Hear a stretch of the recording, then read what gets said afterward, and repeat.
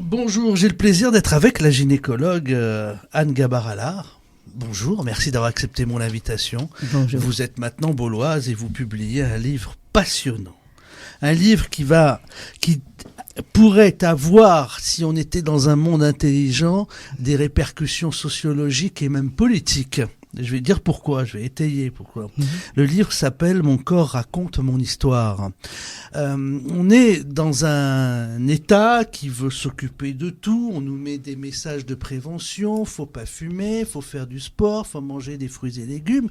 Et vous avez des hommes politiques qui, à longueur de temps, la main sur le cœur, peut-être avec bienveillance, peut-être avec sincérité, peut-être par machiavélisme ou diabolisme, je ne sais pas, ça ne nous regarde pas, nous disent qu'ils veulent prendre soin de leurs concitoyens. Et dans le même temps, ces mêmes politiques multiplient les lois, les normes, les persécutions finalement dans notre vie quotidienne qui détruisent notre santé. Donc, il y a quelque chose qui n'est pas logique. Et c'est pour ça que votre livre, je dis, peut même avoir des répercussions dans tous ces domaines.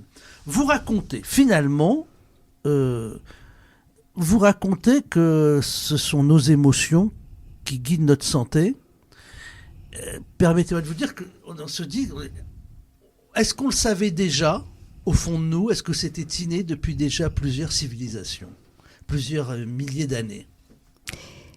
C'est bien possible qu'au fond de nous, on le sache déjà. Alors, mon travail, en fait, je l'ai fait parce que si je suis très admirative de ce que la médecine a pu faire, greffer des cœurs, des mains, enfin, etc., il y a toute une partie de la médecine qui reste sans réponse, enfin, ou des problèmes médicaux qui restent sans réponse. Et c'est pour ça qu'à un moment de ma vie professionnelle, je me suis dit que j'étais lassée de ces incompréhensions et donc je me suis dit que peut-être il y avait quelque chose de plus à chercher. Et donc j'ai décidé d'ouvrir un petit peu mon champ de vision sur la réalité. J'ai fait dans un premier temps un master d'histoire des sciences en continuant à faire de la gynécologie.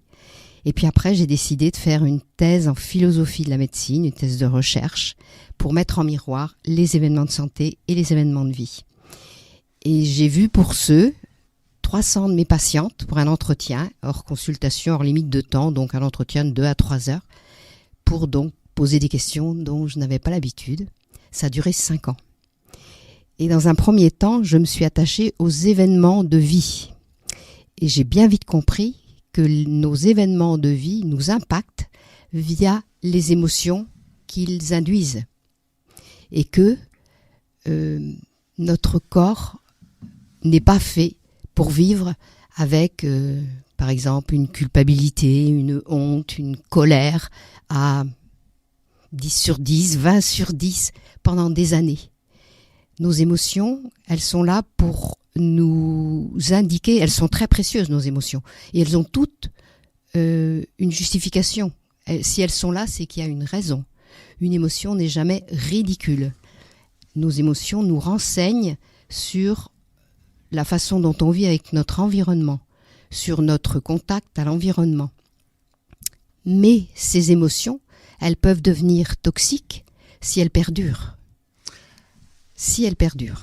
Quand vous évoquez les événements de vie, est-ce que ce sont des événements de notre vie vécue ou peut-être de vie imprimée dans notre ADN? Je vais m'expliquer. Par exemple, une personne, j'invente le cas dont beaucoup de parents, grands-parents étaient violeurs, se comportaient mal, même si cette personne est bonne dans sa tête, va avoir peur de redonner la vie pour reproduire ce qui a été dans ses ancêtres. Voilà. Complètement. C'est exactement ça. C'est-à-dire que on a nos émotions propres et puis on a aussi celles de notre lignée.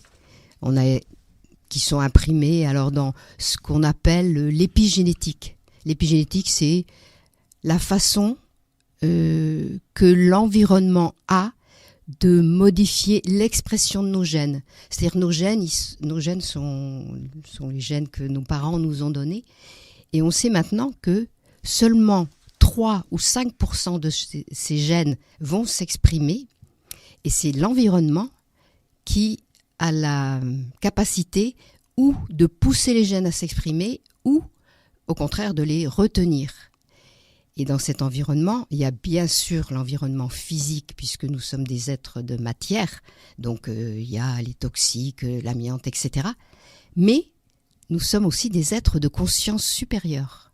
Et cette partie, ce versant de notre réalité est, à mon sens, pas assez pris en compte. Et c'est ça que j'ai essayé de faire dans ma thèse de recherche, de prendre en compte notre conscience supérieure et avec nos émotions.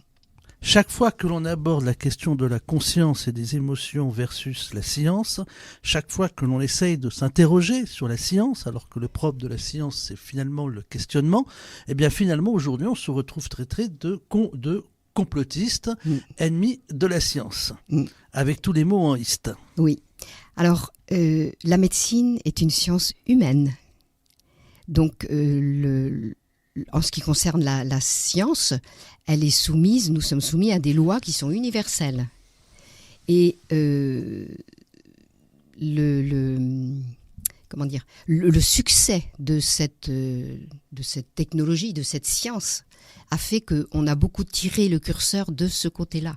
Et on a oublié que la médecine est une science humaine. Donc si on doit être soumis à des lois qui sont universelles d'un point de vue scientifique, nous sommes aussi des êtres singuliers. Nous sommes 7 milliards, il n'y en a pas un qui ressemble à l'autre. Donc la médecine, l'art de la médecine, c'est de mettre ensemble ces lois de la science qui sont universelles avec l'individu qui, lui, est singulier. Est singulier et a une conscience supérieure. Donc, cette partie de notre singularité, elle ne peut pas rentrer dans la démonstration scientifique. C'est pas possible puisque c'est de la singularité. Alors, je rappelle, vous êtes aussi gynécologue, donc vos études ont surtout porté sur les femmes. On va parler des femmes dans quelques minutes. Oui. Mais j'aimerais faire encore une dernière parenthèse, tout sexe confondu. Est-ce irréaliste ? Je ne pense pas que des études aient été menées là-dessus. Donc je suis très prudent, j'ai dit je ne pense pas. Donc je ne vais pas m'écrire en me disant ouais, vous avez dit. Oui. Est-ce irréaliste de penser que des maladies graves, type des cancers, type des crises, surviennent davantage chez des petits artisans, des petits commerçants, bref, qu'il y ait une fracture entre la personne qui reçoit sa lettre recommandée, qui ne sait pas comment faire la paye de ses salariés, qui a la boule au ventre en permanence, qui ne sait pas comment manger, et que c'est pas une fracture entre riches et pauvres, parce que vous pouvez avoir des gens qui sont fonctionnaires, qui sont mal payés, certes, mais qui savent que ça va tomber chaque mois, qui sont déjà propriétaires de leur maison. Et que cette fracture, entraîne un risque face aux maladies qui est différent. Est-ce que c'est stupide ? Non, c'est pas stupide du tout. J'ai pas fait d'études moi sociologiques et j'élargirais un peu ce questionnement. En fait, nos difficultés de vie à chacun d'entre nous ne sont pas vécues de la même façon, et c'est ça notre singularité. C'est-à-dire que un artisan qui va avoir la boule au ventre pour payer ses fournisseurs, il peut prendre du recul, changer de métier, je ne sais quoi. Enfin, ou être envahi par ses émotions qui n'arrive plus à gérer, et à ce moment-là, oui, je pense que la maladie peut nous guetter. On va revenir aux femmes avec ce lien entre santé et puis histoire personnelle. Vous avez travaillé sur plusieurs problématiques, la fécondité, les cystites récidivantes. Oui, l'endométriose. Ça, c'est important. Ouais. Alors, j'ai resté sur quelque chose sur les cystites récidivantes, par exemple. Une femme, un jour, m'a dit avoir fait cela à 3 reprises et qu'elle avait interprété cela comme un langage de son corps qui lui disait que son compagnon n'était pas le bon. Ou peut-être qu'elle n'était pas faite pour avoir un enfant.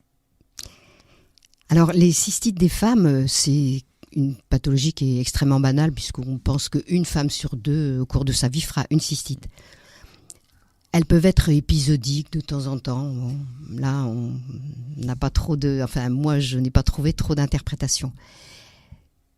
Différemment, si dans une vie, il n'y a jamais eu de cystite et que à un moment donné, les cystites deviennent récidivantes, c'est-à-dire qu'elles gênent la vie quotidienne et souvent la vie sexuelle, parce que les cystites des femmes sont souvent post-coïtales, c'est-à-dire après les rapports. Comme vous le dites, moi j'y ai trouvé un sens. C'est-à-dire que, en fait, notre corps, il est tellement intelligent qu'il nous dit des choses que parfois on ne sait pas déjà, on ne sait pas encore. Donc, ou que l'on sait que l'on n'ose peut-être pas affirmer. Complètement, c'est tout à fait. Donc, ça veut dire qu'une femme qui se sent mal avec son homme, mais qui l'exprime pas, qui se laisse un peu aller dans ce confort un peu matériel du train-train, le corps va lui rappeler qu'elle se sent mal avec son homme. Et peut-être qu'une femme qui est merveilleusement heureuse avec son homme ou ne le fera pas, ira très très bien. Voilà. Oui, je souscris à ce que vous proposez, en effet. C'est notre corps nous envoie des messages, mais on n'a pas été appris à l'écouter. Peut-on aussi mal les interpréter ? On peut se tromper. Oui, on peut se tromper. Et en même temps, je dirais que je pense qu'au fond de nous, on a une connaissance de ce qu'on est vraiment. Parce que parfois, quand moi j'ai questionné les femmes et que je leur ai dit vos cystites elles ont commencé à telle date, il s'est passé ça dans votre vie, et parfois le fait de mettre la chronologie en miroir, les femmes disent mais j'avais pas pensé à ça, mais en effet.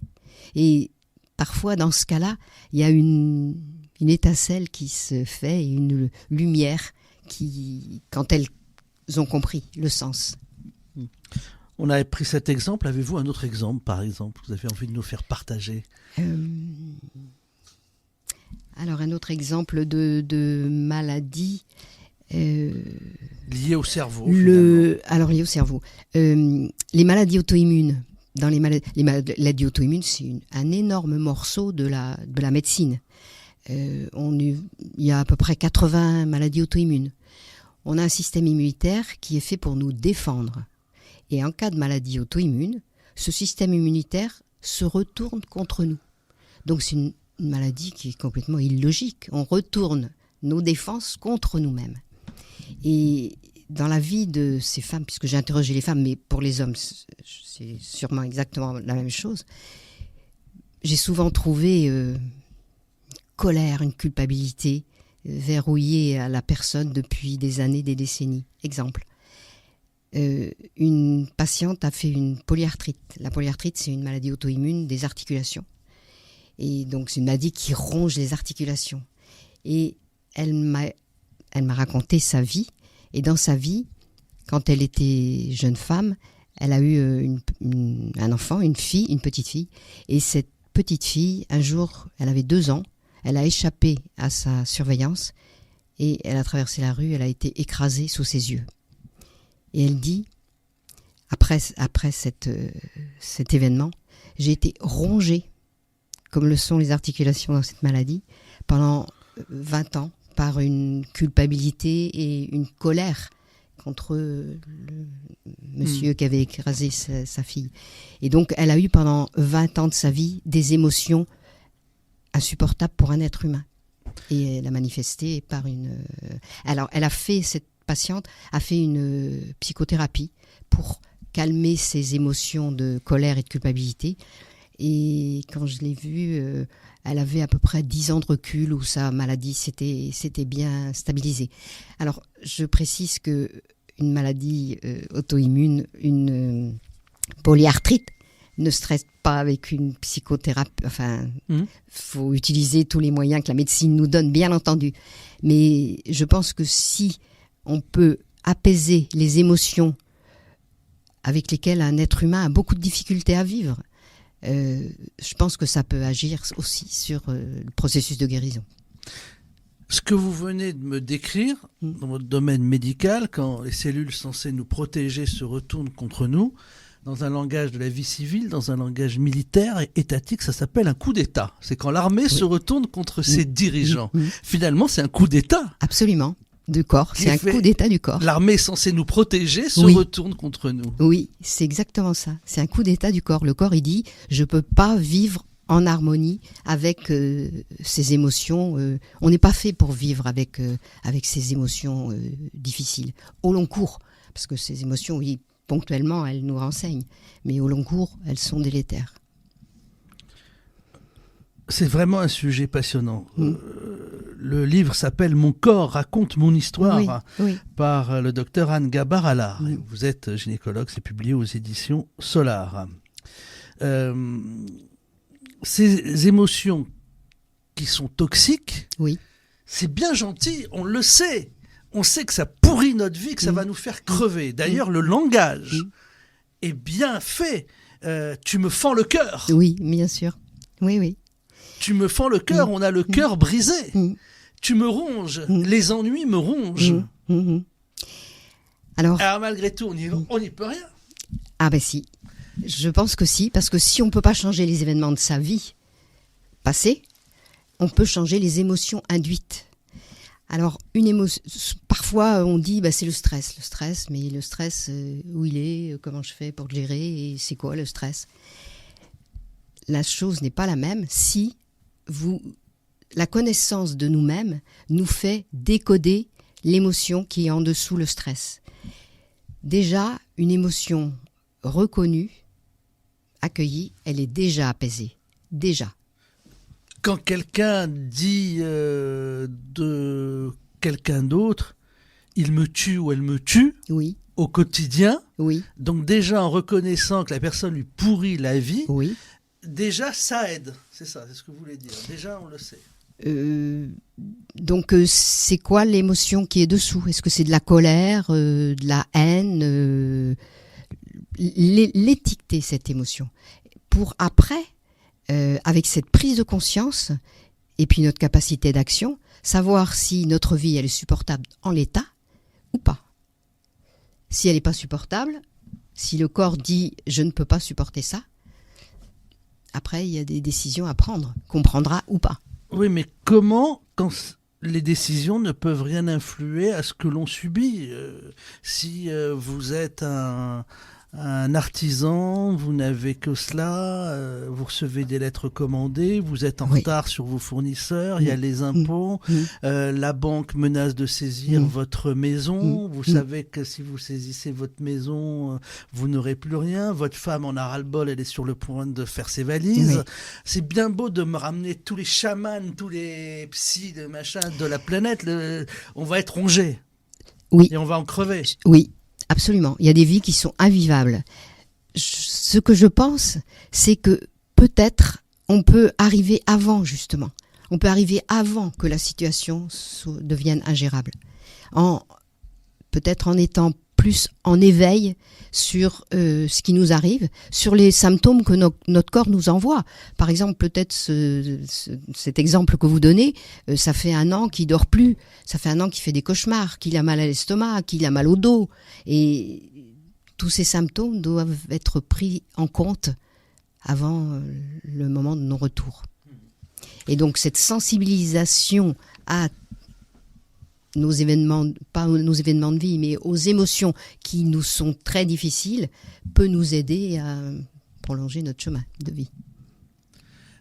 Personne qui a eu un cancer, par exemple, qui décide de changer de vie, de refuser tout ce qui est négatif. Oui. Je connais par exemple quelqu'un, un cancer, elle fumait avant, etc. Donc elle a évidemment arrêté de fumer. Depuis, elle me dit, je regarde que des dessins animés, quoi, par exemple, en plaisantant. C'est-à-dire que la politique ne l'intéresse plus. Plus peine de se ronger. Bon, c'est bien. C'est très bien. C'est une bonne thérapie. La bonne thérapie, c'est d'être en harmonie, en accord avec ce que nous, on est. Et on n'a pas à le juger. Si pour elle, c'est de regarder des dessins animés, ok, on regarde des dessins animés.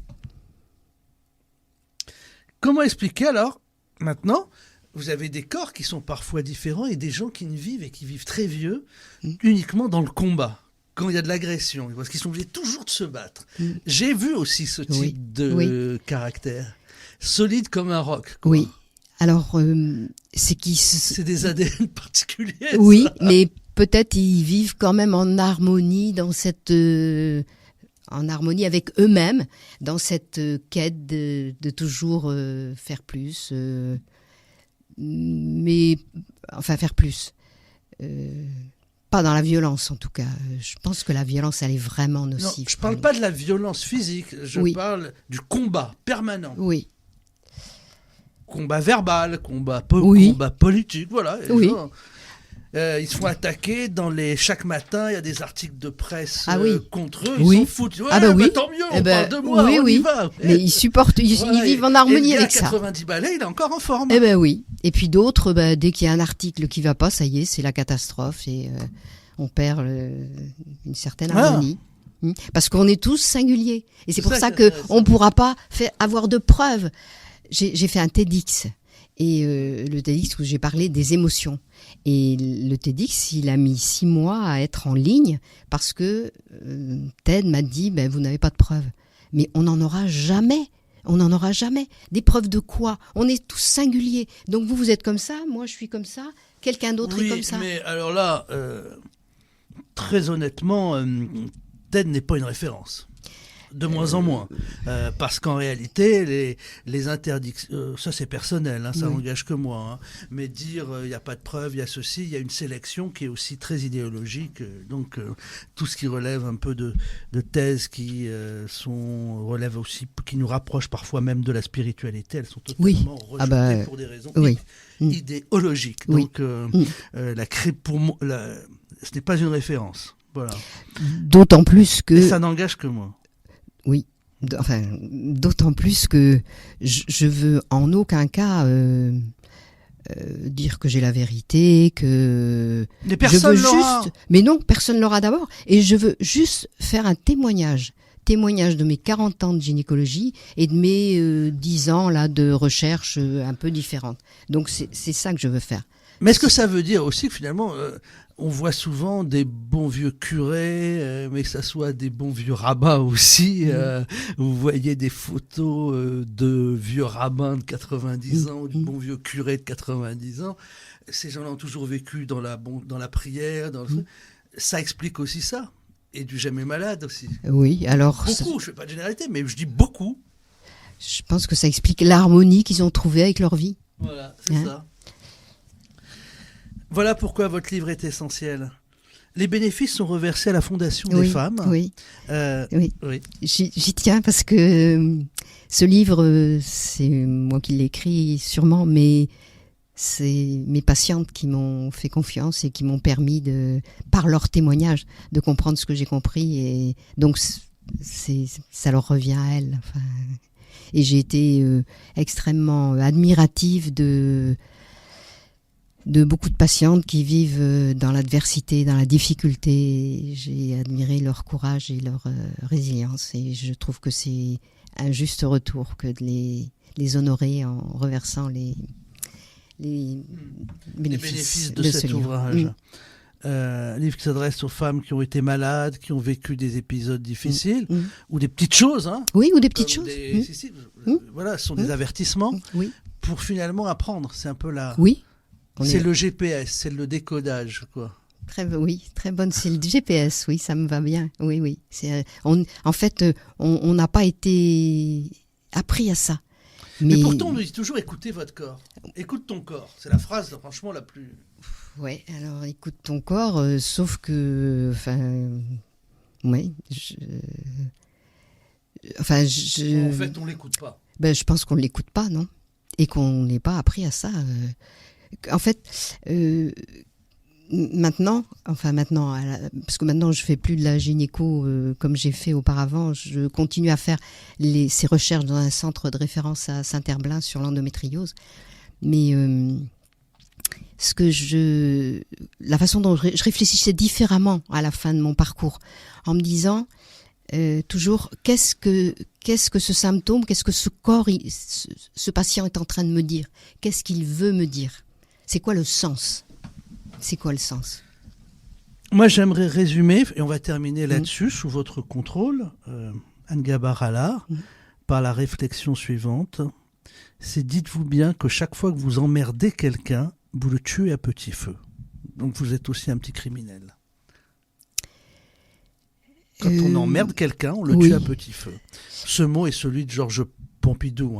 Voilà. Oui. Vous avez compris. C'est-à-dire l'emmerdement quotidien dans la vie de couple, dans la vie professionnelle, le harceleur, le chef de service, la norme, le mari jaloux, tous ces petits emmerdements tuent l'autre à petit feu. Oui, vous avez raison. Et en même temps, je dirais que dans une relation, on est deux.